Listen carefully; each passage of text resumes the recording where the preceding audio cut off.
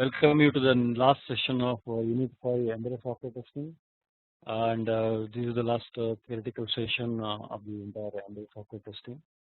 And in this unit, we'll try to study the test management aspects in terms of defect management, test management and control, and test management tool, defect management tool. Then after this, we will go through all the units what we have studied quickly, so that we are done with all the theoretical parts of embedded software testing. So before this, I will just go through what we have understood in the previous session about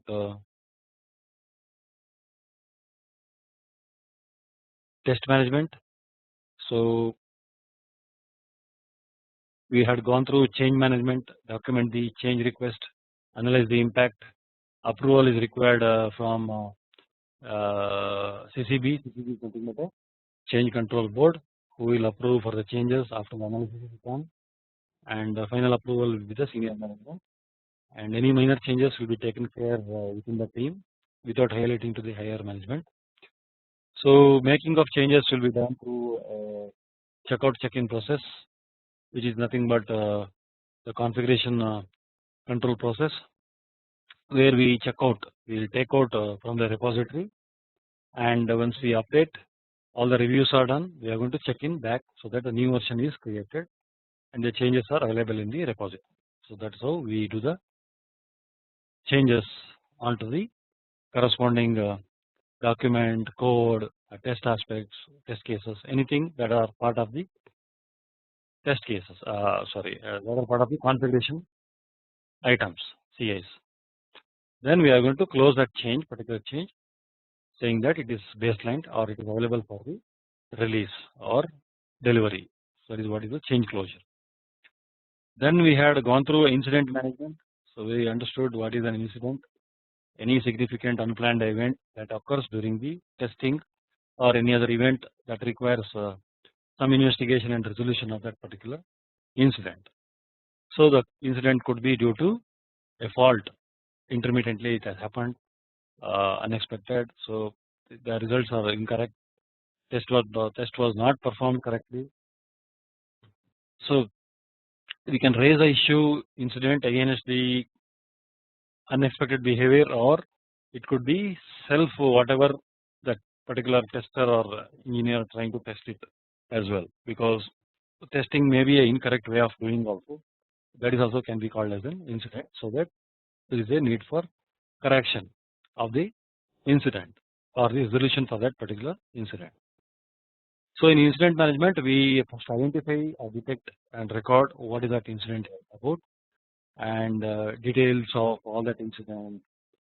Then we do an analysis and classification priority, like whether these 5 incidents have happened, how we can prioritize, what is impacting that, whether it is a showstopper for the rest of the program to continue, or it could be testing, execution, whatever it is.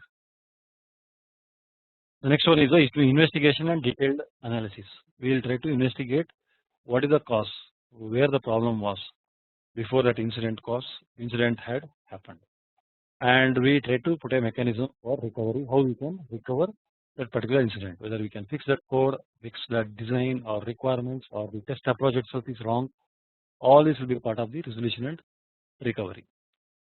Then we will have a different stages of incidents, like new, open, wait, rejected, include into the build, verified, closed, etc.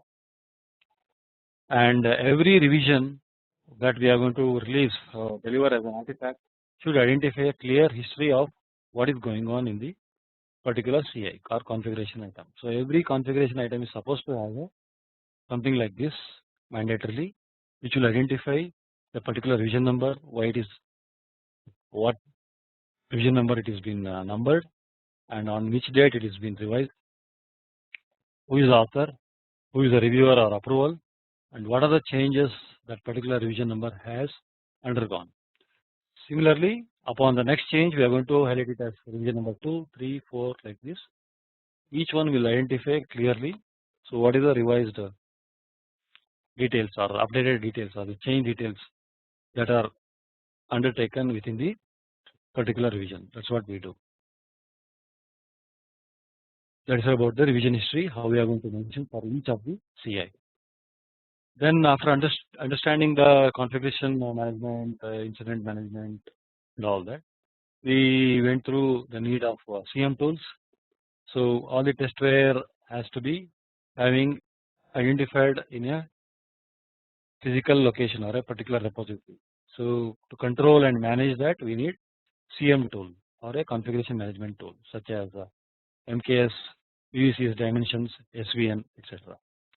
So this is basically used for the CI. It could be a development, it could be a testing, it could be a test case design, any documents, any Excel sheet, anything that is part of the project. All this will be controlled and managed through the configuration management tool. A glimpse of how the configuration management looks, we try to understood, and it has various windows which will highlight in different colors in terms of what is the status, when it was updated within that particular project, and whether it is inline, whether it is a baseline, and if it is baseline, how many elements of that particular baseline is ready for release, etc. All this will be part of the tool. As a display, you can see it. You can configure the tool also. It doesn't matter. Usually, the tools will allow user to configure the way that project has to be fashioned. Then we understood about the test management in terms of planning of the test project, various aspects of test management and its effort in terms of test management, methodical support, technical support, domain expert, test configuration management, and tester. All these efforts for each of the activity under test management will be updated with a start and end date. This is something like a planning document or a management document. Against this, tracking will be done. How much effort has gone here and all that. And in one of our sessions, we studied about the variance. Like this is a plan, this is a management plan, and against which how much we have consumed, how much is left over, what is our trend, and what is the variance from schedule, what is the variance from effort. All this will be part of the test management we are going to take care. Also, we studied about how the test processes are related to the software V model. We understood about multiple V development life cycle. You can see model, prototype, and final product, and each has its own V model, and that's why it's called as multiple V developments or a life cycle model. And that life cycle model has on the right hand side edge as a test aspects or test activity, and that is on par with the left hand edge of the particular model or prototype or the final product development. So that is how it is aligned with the V model. In detail, the same thing has been explained with this diagram. This is from that book called Testing Embedded Software by Bart Brockman and Edwin Notenboom. More details are provided, and we have gone through this in our one of earlier sessions. I think it's in unit 3. So similarly, the different V models, various V models we have gone through. On the right hand side, you can see how the testing is aligned in terms of regression testing, random testing, statistical testing, certification, all that. The ultimate aim is to reach the rightmost edge of the upper side of the V model, basically to release that particular activity which is identified for that particular V model, and we are going to define a release criteria. The next type of testing for as for a of the interest in embedded software testing is testing design by contract. Here the approach uses the documentation only to capture the design, but it will encourage basically sort of an interaction among different developers, so that particular developers are allocated work like a contract, and they will provide the support in terms of interacting with each other and providing the solution. So that's how we do the test. The specification is called as contract, and that contract will be developed after the interaction is done with the different module owners and the system owners. Then we had gone through a process called agile development process. They basically use in short duration time to market sort of a application, embedded application or embedded testing, embedded systems, which is totally away from normal and software development process. So the current process are too heavyweight or too cumbersome in terms of documentation, process, and all that. So all that will be bypassed in the agile development process. And the current software development is too rigid.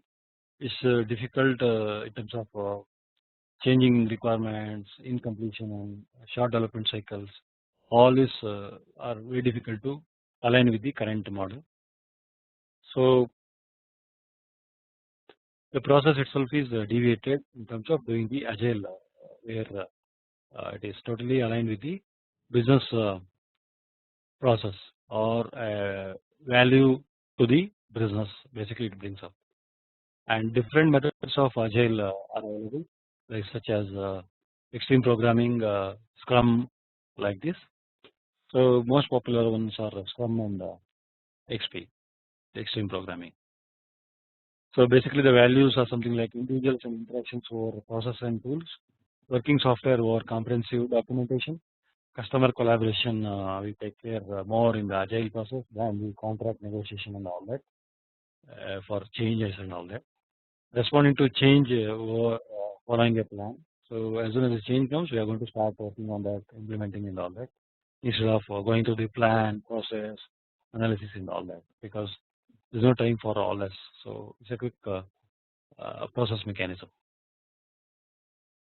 Extreme programming, adaptive software development, dynamic system development method, all are different types of methods that we have. You can see more details, and say non-profit organization, they define and they promote agile development. Basically, companies like NXP or any consumer electronics group, they follow this to develop the prototypes and all that. They adopt this agile Scrum development process. Of course, testing is also part of that Scrum development.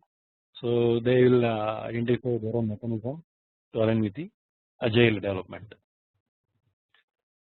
So you can see that example what I have put. They call it as a sprint backlog. So every day, based on the frequency, that backlogs will be cleared and identified. Action is taken care. So for example, if it's a 30-day project, within 24 hours,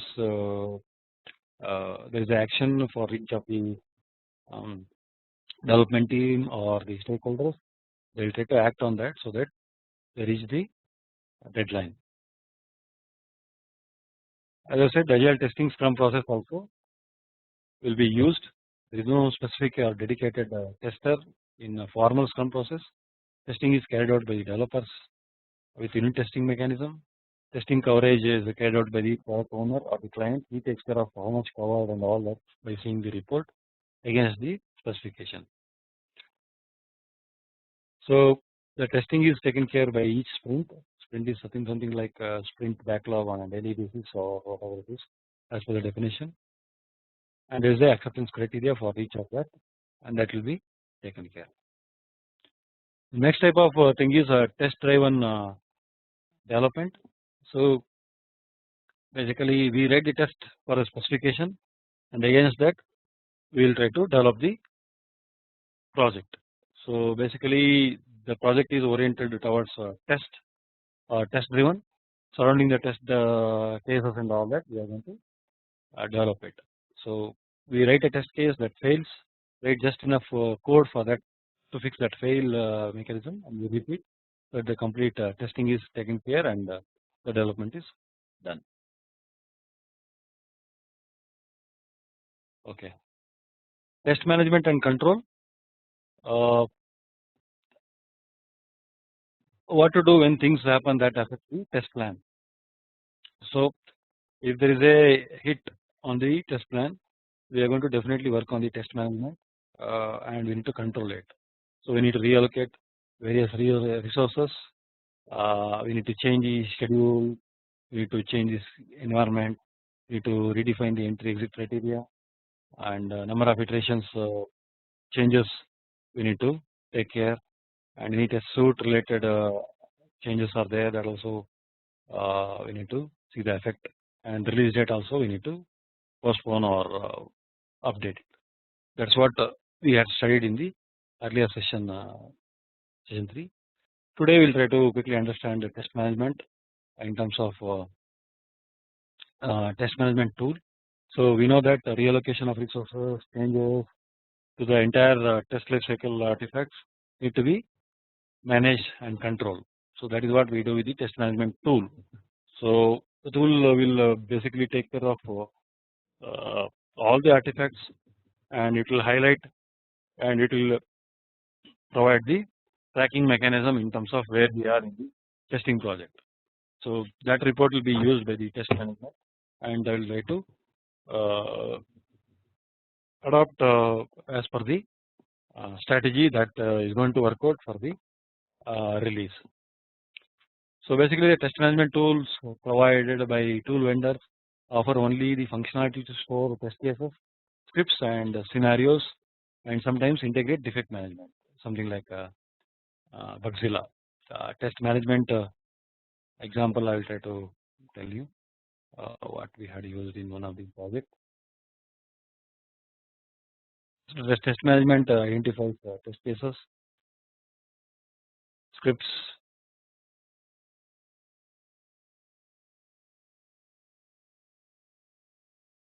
scenarios. All this will be taken care with the test management tool, such as test link. I think one of the sessions, practical sessions, we'll go through this, how this tool works, and we'll try to create a exercise sample project identifying the test management test cases and scenario. Similarly, we need to identify the defects using defect management tool. All this will be basically used for managing the test. Something like Bugzilla tool is used for test management and defect management.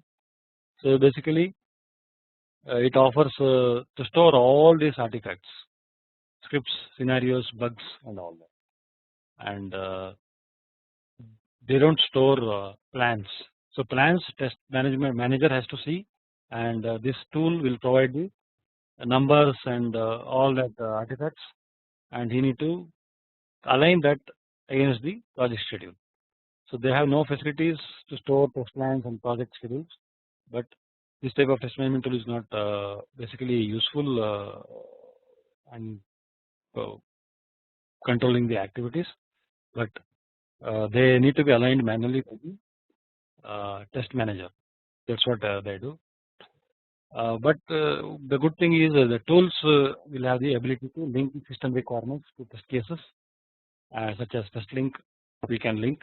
So how many test cases have failed, passed, etc. will be taken care.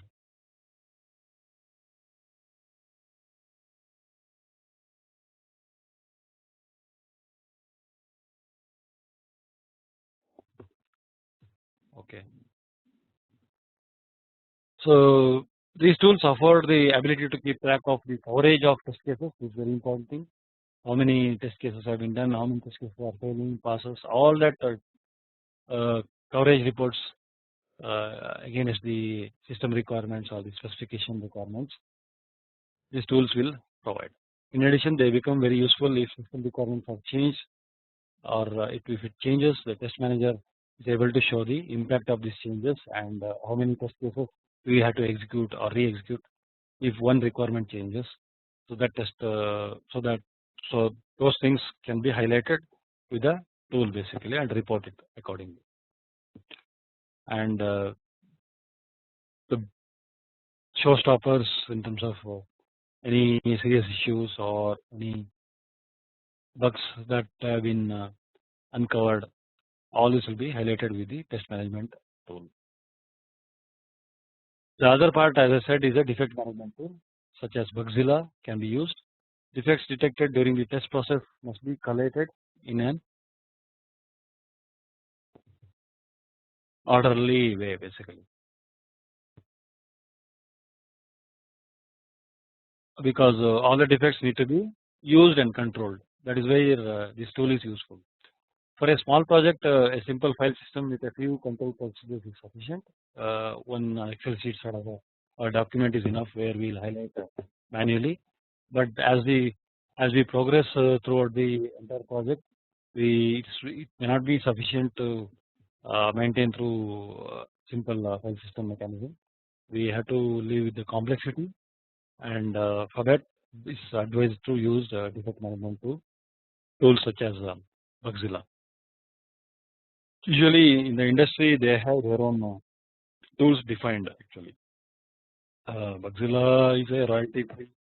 It is not a royalty free thing. So if commercially you want to use it, you need to pay them, or you need to go for the royalty licenses and all that, copyrights and all that.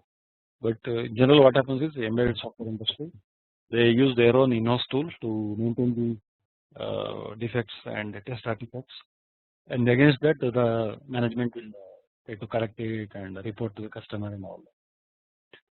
So more complex projects need at least a database with the possibility of generating progress reports showing, for instance, the status of all the defects or the ratio of solved to raised defects. Several tool vendors have developed the defect management systems. All these are designed around a database system and have tracing and reporting skills. So definitely all the repository with regard to defects will be stored in the database systems, and the database systems will be smartly used by the UIs, and they are used to report and can be used to track it. The tools have the ability to implement a workflow with security and access level. So admin can define who can check in the files, who can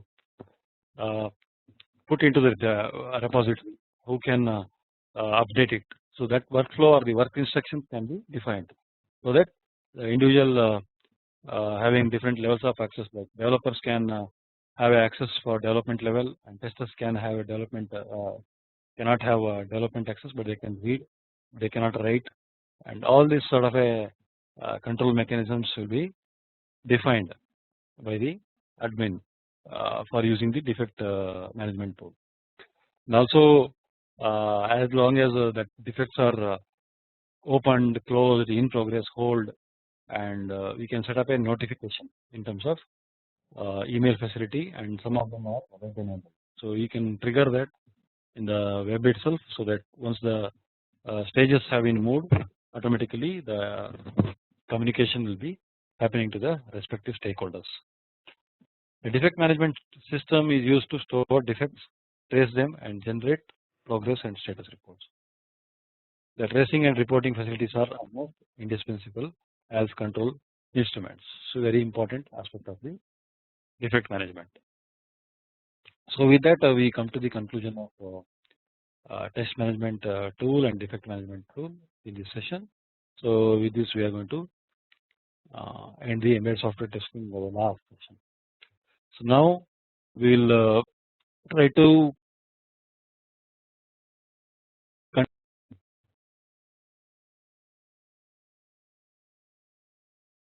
okay. So this next few minutes I am going to discuss and highlight about what we have studied overall in the embedded software testing, right from unit 1 to unit 5. Okay, so the units are divided such a way that all the aspects of embedded software testing is taken care, and in unit 1 we studied regarding which one, fundamentals of EST, embedded software testing, right? That is the first session we had, and in the second session we understood about testing methods. Third one is on static analysis, and code reviews. So the fourth one is basically the software integration.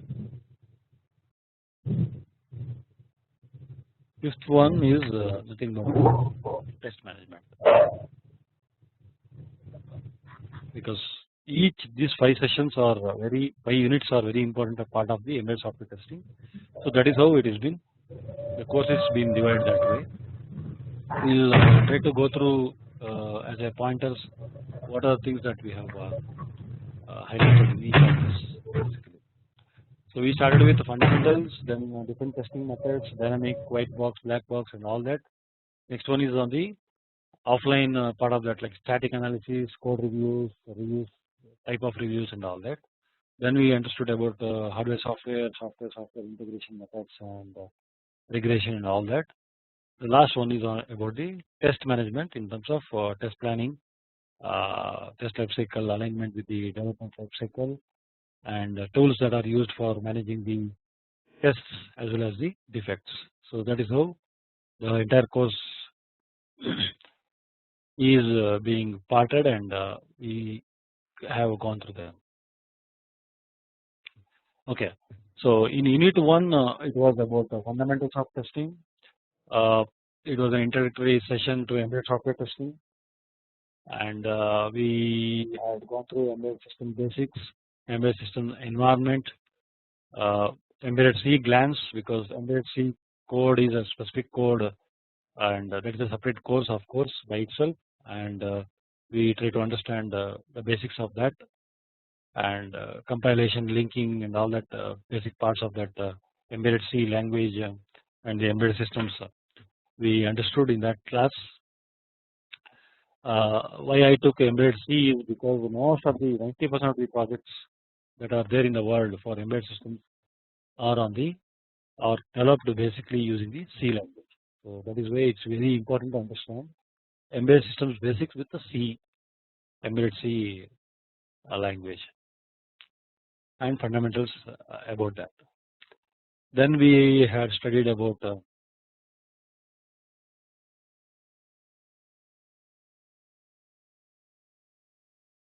V&V,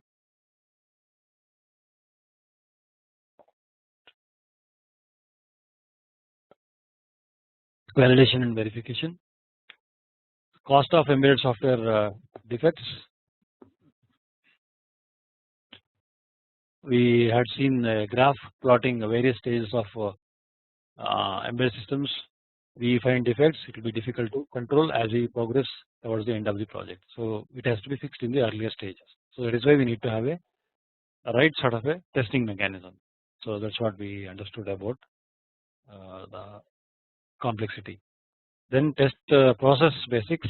So what are different processes that are followed, like test cases, procedures, then the scripts, then the execution on the environment. All these are basics. And embedded software system testing basics setup. How are you going to have a setup? So we had gone through the setup, how the system is communicated with the target board as a white box, how it is communicated with the target board as a black box, and how the reports are being used, how the scripts are driven. All these basics we understood with a good example of a diagram, and we also understood about the development environment, test environment as well. So continuation of the embedded software testing fundamentals, test methods we had gone through, like acceptance, system integration, and component level testing, the various levels of testing. Then principles of test case design and procedures, how it looks like with an example we had gone through, and how we can do the testing and debugging on the target and on the system we had gone through. Test planning, like what is the goal, purpose, what are the contents of the tests, planning. In the planning process we had gone through. Then we studied about example test plan documentation and test specifications, also we tried to lay out. Example test procedure also we had gone through. Testing standards in terms of guidelines and rules and all that. how the testing document should be developed and testing should be carried out. We understood. Also, we had a few questions and answers exercises we have made in the first unit, and we had drawn a block depicting various levels of testing, and those levels are unit, integration, system, and acceptance testing basic. Definition of test harness, test bed, test setup, host and target based systems. During development stage, how it looks like. During testing stage, how it looks like. Then target based debugging and testing. We have three various types of them: simulation, emulation, and target monitoring. Each of them we try to understand and advantages and disadvantages of them, and collaboratively we are going to use it for the embedded software testing. And tools, what are the tools entirely in the embedded software testing that are used, how they are categorized, and we try to put a list and a snapshot of the embedded software testing tools and it will be listed as part of the planning, test planning. And setup, software environment configuration and tool snapshot we had gone through. Definitions of entry and exit criteria for embedded software testing, the various phases that it goes. Then PM method we understood with LITO principles, software lifecycle, entry, exit criteria, prototyping lifecycle and example we have gone through. A formal lifecycle and example we understood. V model lifecycle mechanism for embedded software development testing we have gone through, and different lifecycle processes with an example of entry exit criteria we have studied. Lifecycle process example we took a consumer electronics example where different stages of life process, how it passes through each other, and automotive embedded projects testing phases and process also we studied to understand. Then multiple wheel model lifecycle based on that famous embedded software testing book we referred and understood.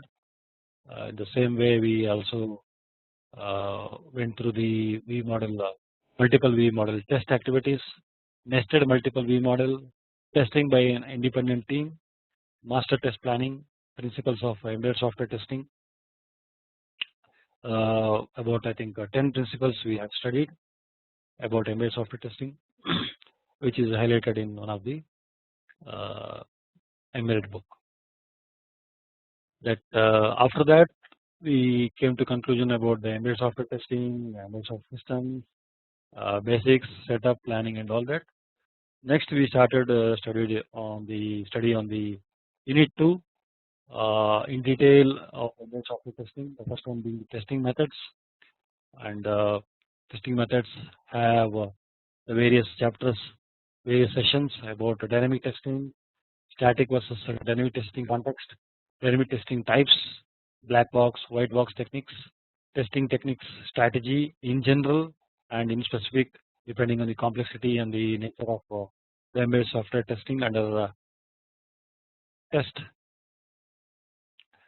case selection methods, black box and white box testing coverage aspects, advantages and disadvantages, black box testing, how to carry black box testing, how to draw various test cases and selection, and in that we studied the fundamentals and the basics about black box testing in terms of equivalence partitioning, boundary value analysis, state transition, or event transition testing. So these primary methods of black box testing we had gone through. Black box testing examples, valid and invalid equivalence classes, boundary value analysis, its applicability, examples, and I think we took the temperature, so the sensor example with high and low values. So what are the values we can feed, how we can use techniques in terms of black box testing using boundary value analysis, equivalence classes, coverage aspects also. State transition testing, I think we had gone through the ECR example or something like that, and the various events, actions, activities, states and transitions, how it is going to occur and how we can test it we had gone through.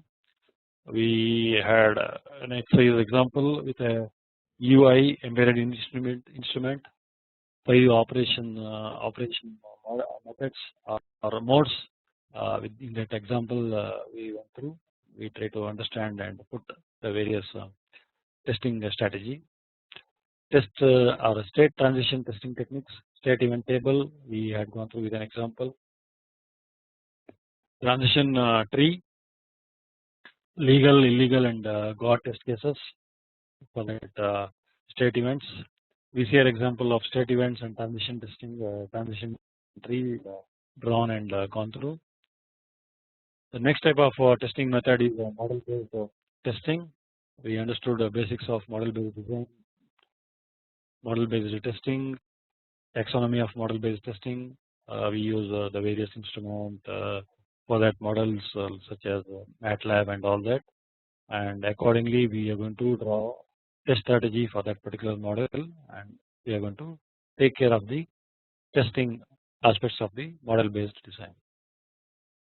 Then dynamic testing, black box and white box testing approach, coverage testing in terms of structural coverage and statement coverage, decision or branch coverage, condition coverage, other types of testing like data flow testing, branch condition combination testing, modified condition testing, which is also called as MCDC, LCSAJ, its principles. Then unit testing and software instrumentation, what it means and how they are used with the various tools. Then test driver and test steps definitions we had. MCDC from D170 perspective or importance, we had gone through a few slides. Then coverage testing tools, vector cast, LDRA, RTRT, logic converters. We understood what they do, and I think one of the practical sessions we try to see possible in like that one of the tool we can use it with an example project. Performance analyzers, testing, timing analysis, profilers, debuggers, and all that. We can develop the test strategy and do the testing of the embedded software testing, testing tools and life cycle, test automation techniques, test suits, risk based testing we understood, and we had defined about dry run and formal runs definitions.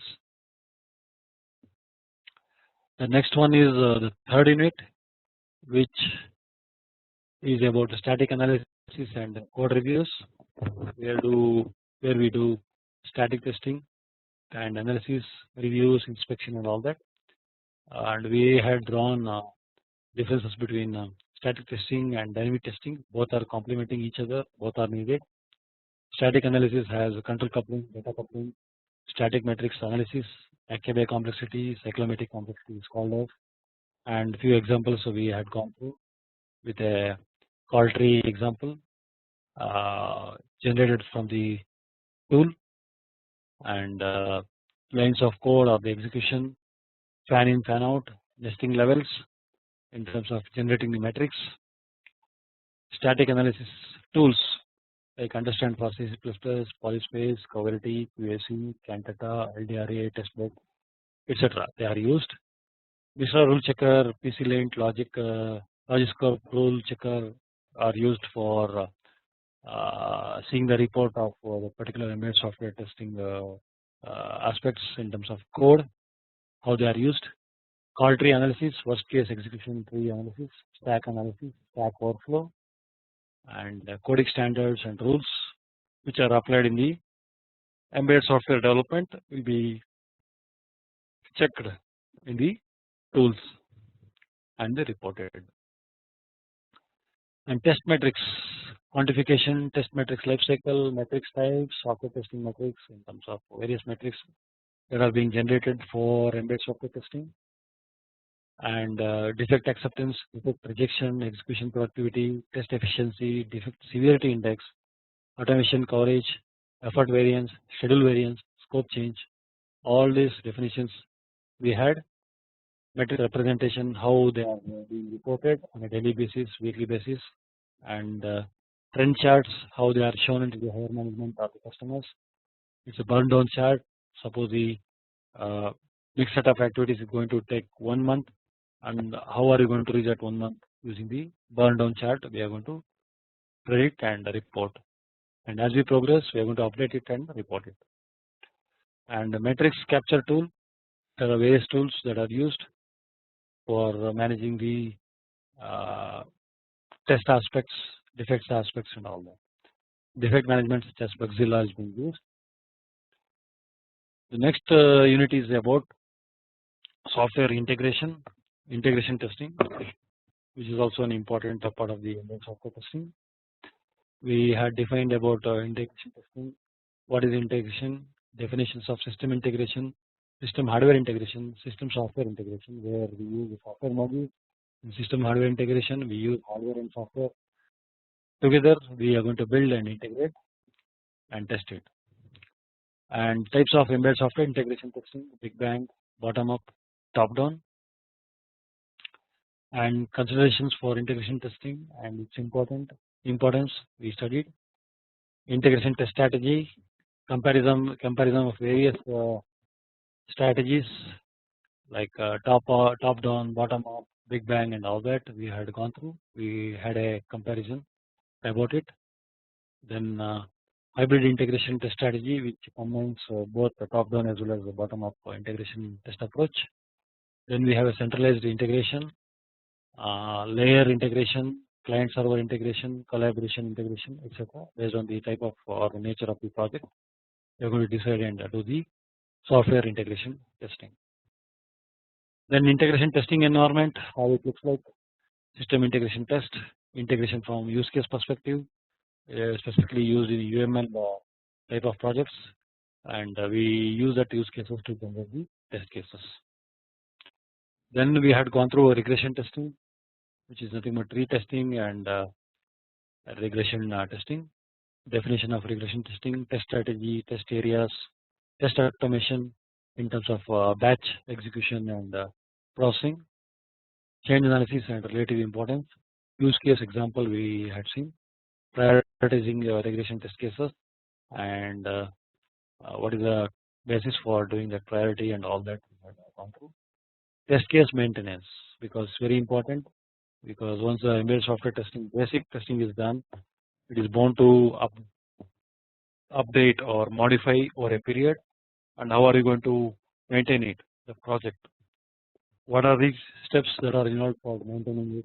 What are the test cases we are going to exercise for the future versions of the different embedded software releases? And the build process we had gone through. And the last unit is about test management, which we have concluded in today's session. It talks about configuration management, test management, configuration management elements, CM process, SCM. It's software configuration management, activities such as planning, software configuration index control, status accounting, software configuration audit. These are different activities that are used for SCM process example and tasks, configuration control and SCB, software configuration board, controller board, configuration items, guidelines and life cycle also we have gone through. And SCM phases like initiation, planning, execution and closure also we had gone through in one of the session. And the important thing is about the version control or the revision control, and how are you going to do a baseline of the artifacts, workspace management in terms of the repository, how that is being used by development team, testing team, or the configuration control people. Admin basically manages that, and change management and incident management aspects also we had gone through. Last part was about CM tools, USCS, SV and MKS, and test management aspects we had studied in terms of testing process, which is in relation with software V model, design by contract, part of the testing, agile development process, agile development scrum process, agile testing scrum process, test driven development, test management and control, test management tool, defect management tool, So these are part of the test management. So that is about test management in Unit 5. So there are 5 units of embedded software testing which we had gone through. So with that we come to the conclusion of all the units of the embedded software testing.